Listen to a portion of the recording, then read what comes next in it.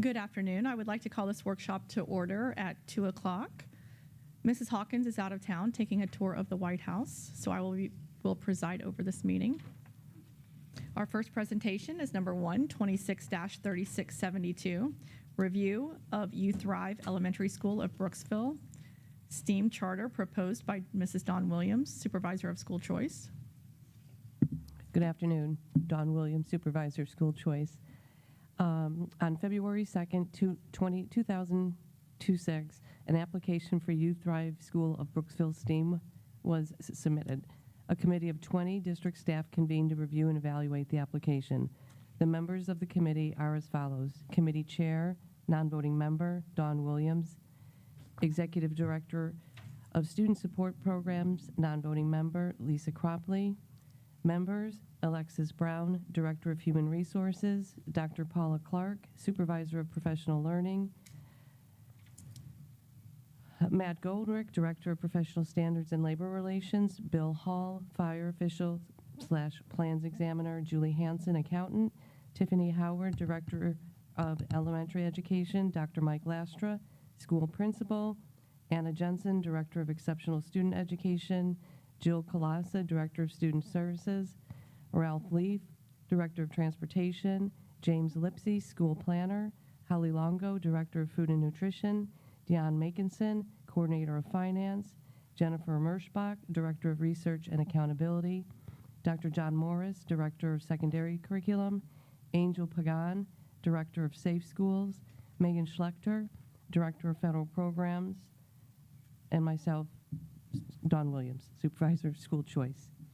A comprehensive review and preliminary ratings in each of the categories took place on February 19th, 2026, along with the development of capacity interview questions for which clarification would be asked. On March 2nd, 2026, the capacity interview with the applicants took place, and in the week that followed, the committee finalized their assigned sections. Each section was reviewed using the evaluation criteria required by Florida Statute 1002-33. Of the 22 sections, 19 can be rated as meets the standard, partially meets the standard, or does not meet the standard. There is no set number of sections that must be rated meets the standard to qualify for recommendation for approval, nor is there a set number of does not meet the standard to qualify for recommendation or denial. In this application, 19 sections were rated as meets the standard, none as partially meets the standard, and none as does not meet the standard. Upon completion of the evaluation, the voting members were polled using a survey whether or not to offer a recommendation for approval or denial to the school board. By a vote of 15-1, the committee offers a recommendation for approval to the school board. It is not a requirement that the board uphold the recommendation of the committee. Thank you. Thank you, Mrs. Williams.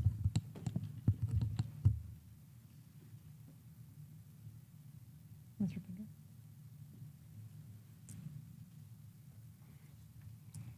So what this item is the review of the information that was provided in the attachments, and it's an opportunity for the board to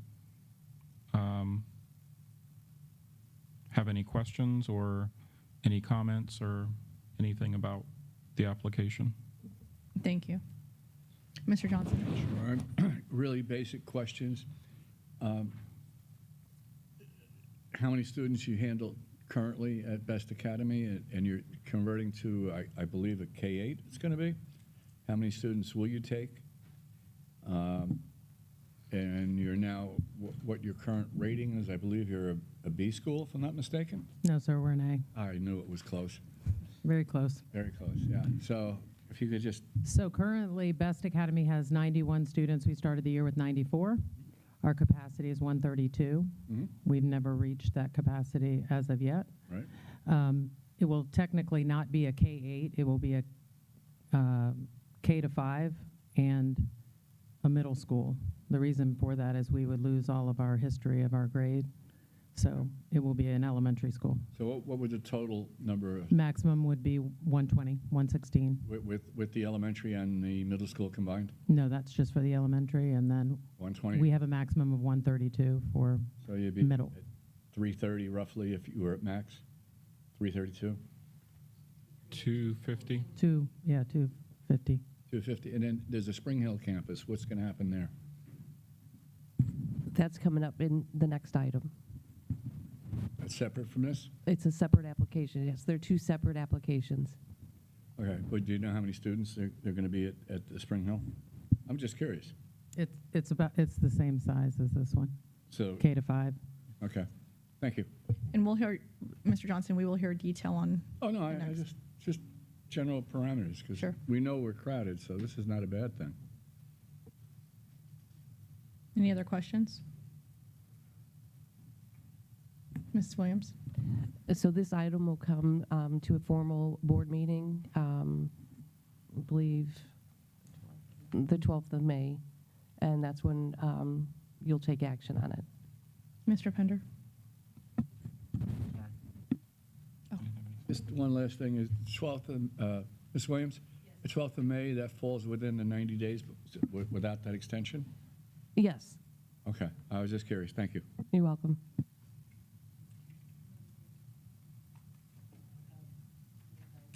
Speak in your mic, please. I'm sorry, we have 90 days to approve the charter. Once an applicant drops it off, we did sign an extension to extend those 90 days. So we're covered. Okay. Any other information? No, not on Steam. Well, thank you very much. And now we're going to move into item number 2, 26-3673, review of You Thrive Elementary Academy for Creative Excellence Spring Hill Charter, proposal by Mrs. Dawn Williams, Supervisor of School Choice. Mrs. Williams?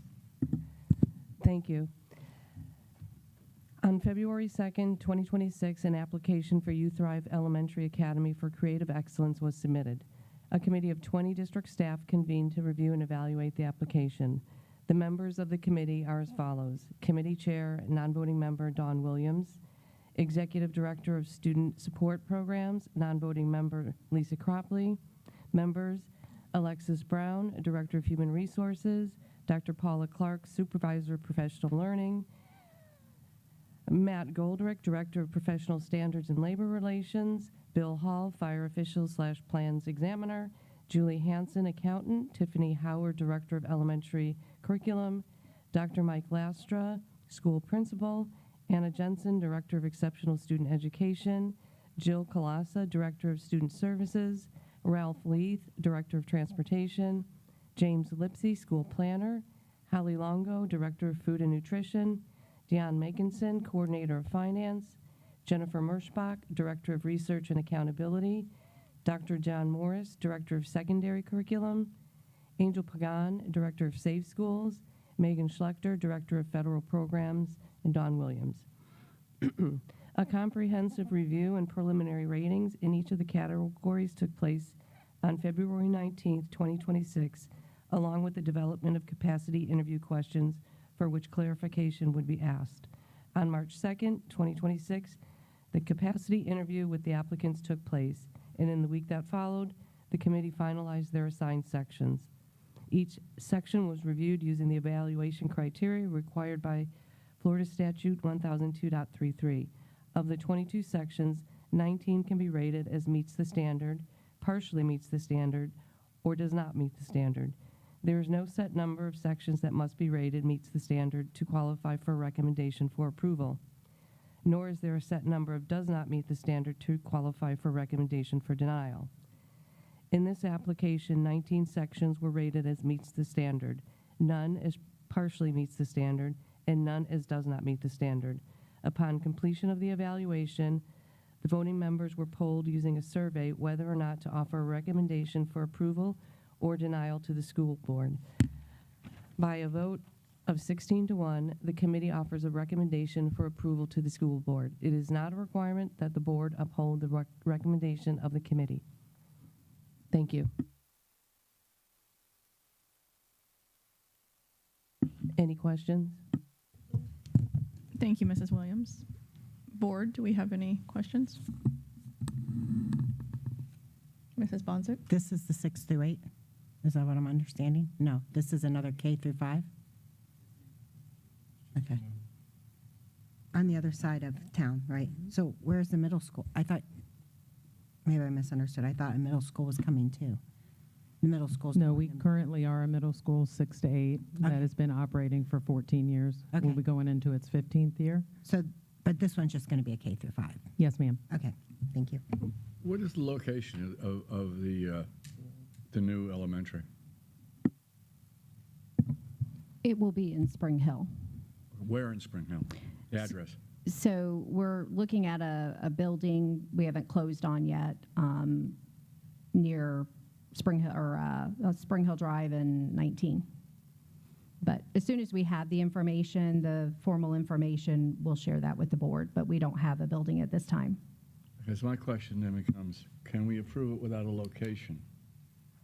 Or do we have to have a location to approve it? Because if it's going to open in the fall, No, this one's not opening this year. not opening. No. They have what, you have 3 3 years from the once date of approval. Charter's approved? Yes. Now, getting back to the first one, the K-5 is going to open at the location in Brooksville Yes. this coming? Yes. Okay.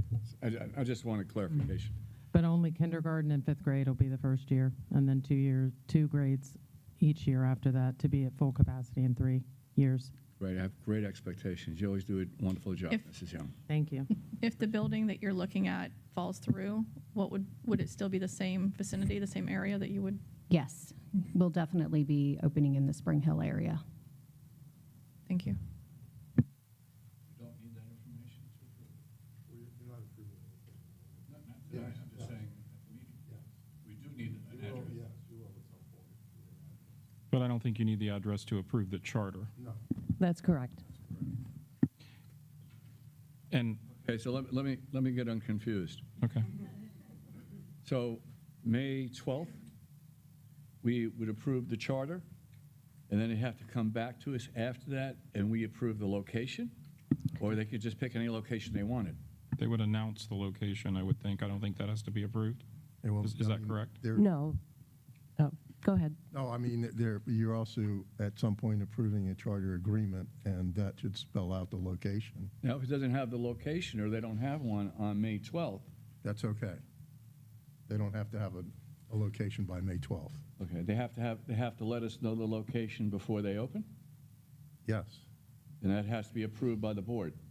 It's not, it's just part of the process. It's not a separate. I'm asking, do we have to approve the location? Yes, you do. It Okay, has so it to has be- to come back for an approval of the location. Well, the contract will come back to you. That'll include the location at that time in the contract. And if the applications are approved, they have up until 3 years. They have 3 years from the date of approval to open up a school. Okay, I just want to get the procedure straight in my mind, because we're approving something. If I'm hearing this correctly, I'm in favor of No, what's going right. on.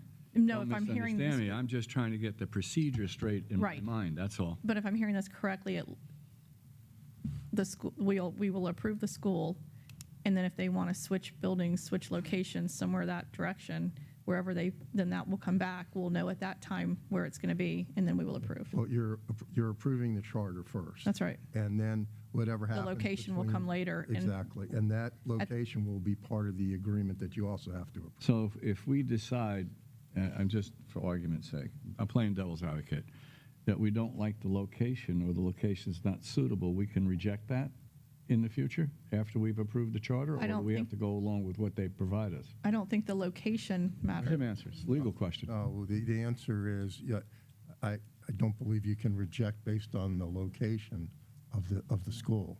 Okay, I'll check into that. thank you. I'm not trying to put a monkey wrench into it. It's just, I'm looking more for specifics. Because, I personally welcome the competition. And as I said, Ms. Young, you've done a tremendous job for the last, 6 years now, 8 years, whatever you've been there? You've been there a long time. Yeah, like I said, 4 years. It just seems longer. Just seems like, but we've never had a problem. You've always done a wonderful job. I hear nothing but good things from people that are the parents of children in Best Academy in the past. So I look forward to this expansion. I just want to make sure all the ducks are in a row and we know what's going on down the road. And again, choice of where you go, I hope it works out for you on wherever you're going over. And just don't go into the preserve. But I hope you find your location and it works well for you. Thank you, Mr. Johnson. Do you have any other information you would like to give us? No? Okay. Board members, any other questions? Well, at this time, I think we're finished. Thank you so much. Thank you. And best of luck to you. You're welcome.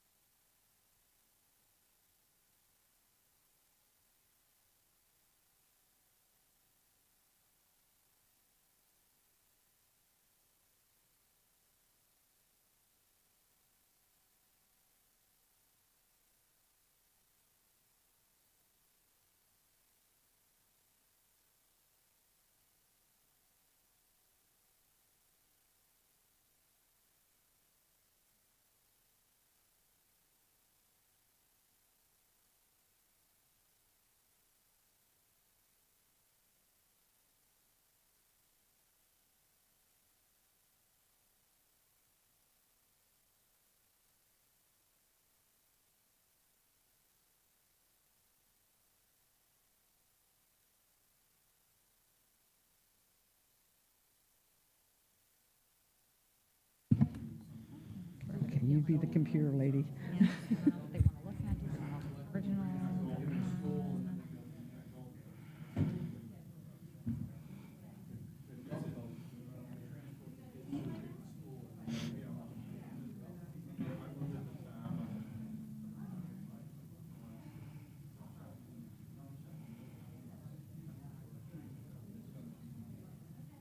Ready? We're ready to go. Mr. Johnson, you ready? Item number 3, 26-3586, review and tentative approval of the interlocal agreement between the City of Brooksville, Florida, and the School Board of Hernando County, Florida, for use of tennis courts and volleyball courts. And Mrs. Mokler? Hi, I'm Caroline Mokler, Staff Counsel for the Hernando County School District. Barbara Kidder, Assistant Superintendent of Business and Support Operations. Hello, ladies. Good afternoon, and thank you for giving us the opportunity to present today. Thank you for being here. So we received a proposed interlocal agreement from the City of Brooksville for rental of their volleyball courts their tennis courts and their beach volleyball courts. So I reviewed the proposed agreement. It has been approved by the city of Brooksville already, but I have made revisions. And the proposed revisions are in the separate document that's also attached to the agenda. I proposed that the agreement be made so there is a right of first refusal for the school district. So the school district will have the option to rent either beach volleyball courts or tennis courts prior to other potential renters. Then the volleyball courts I reduced from $30 per hour to $20 per hour. $30 per hour is the average cost, or is the cost that for other potential renters, and the tennis courts are $5 per hour. The district will only be charged for time that the courts are actually used, not the setup and breakdown times. And I also proposed that the school district have the option of renting the pavilion for free and not be charged for rental of the pavilion as originally proposed. And I have a series of other provisions, but if the board would like to provide me with any input or comments that you have, I would like to send this to the city for review as well and for their proposal to their board. Mr. Pender. So my understanding and how this works, they came up with this, their board approved it, it comes to us. I had some input that I talked to Ms. Mokler about. You guys get input, and if you approve this, then it goes back to their board, and then it keeps going back and forth until we come to an agreement. I don't know if you've had any conversation with the city manager about this at all. Have you had any conversation? I have not. Okay. So this was based on some conversations that I've had and some input that I gave to the contract going back to the city. There is a separate contract that we'll talk about later for the softball field that I'll be bringing that forward also for consideration from our current contract that we have with them. But this is just for the tennis courts and the volleyball courts, and I think it's a reasonable fee to charge until we can develop our own courts. I think it's Parrott uses the tennis courts and Hernando uses the beach volleyball court. I believe those are the two schools that use those facilities. I'm under the impression that as well. And the pavilion you're talking about, that's like, what size is it, you know, roughly? It's that little outdoor pavilion. I believe it's right there by the beach volleyball courts. It's like a green covered area with picnic tables underneath of it. So it's a small area? Yeah. So that would be like for an after party or whatever? Yeah, like if they have snacks there or whatever, I guess. Okay. And there's no rent for that? Well, I think they're proposing rent. They're proposing rent. I'm proposing that we do not pay rent for it. Okay. We'll see. Do normal people pay rent for it? Yes, but we were talking about this, and if they're going to charge us $30, if they're going to charge us the same as they charge all other renters, and if they're also going to charge us the same for the pavilion as anybody else, I honestly don't even see the point of having an interlocal agreement if there aren't advantages to the school district. Correct. Mrs. Duval. What is the estimated cost for a season of tennis? What is the cost for a season of beach volleyball? I'm sorry, I cannot answer that question. I'll have to ask Dustin Kupchak. And who's paying? The district or the schools? I believe it would be per school. Yeah, I would certainly like to know what the costs are. Okay, I'll get with Dustin Kupchak then. What other school board property, facility, or whatever does the city use that we have, that we own? I will have to look into that as well. I am not aware of any use of facilities that the city uses for our use of facilities. So I'm not aware of any city use of our facilities. I don't think there are any.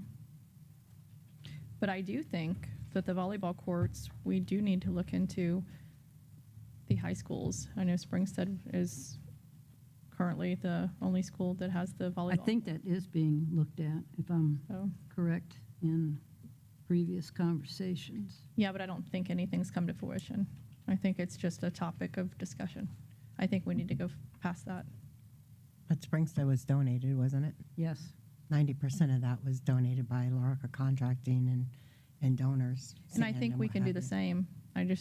I think if we were to form a committee on that and take action, I think we could take one by one for each high school. And I think slowly but surely we could make that happen. But just the talk is never going to come to fruition this way. So I would like to get with. I thought one of the high schools had another donor that was getting ready to do. Yeah, another high If we can get Coach Cup to let us know details on that and see where we're at. I'll have him send an update to the, I have. email the board. My comment is that on that is even if somebody makes an in-kind donation, it's part of the cost of the construction of a new pavilion or a sports facility. If it exceeds the threshold, we as a board need to approve it. It does not need to go up without our approval. Yeah, and we understand that. We did some learning in this one, and I want to make sure this one is completely wrapped up before we start another project. But any other projects like this, even if it's technically not within the 50,000 that the board, that the school district is contributing to it, we'll bring it to the board for a site plan and all the other things that did happen with this project just didn't come to the board, so we'll bring it to the board. Thank you. Any other questions? Any other information? Mrs. Kidder? No, ma'am.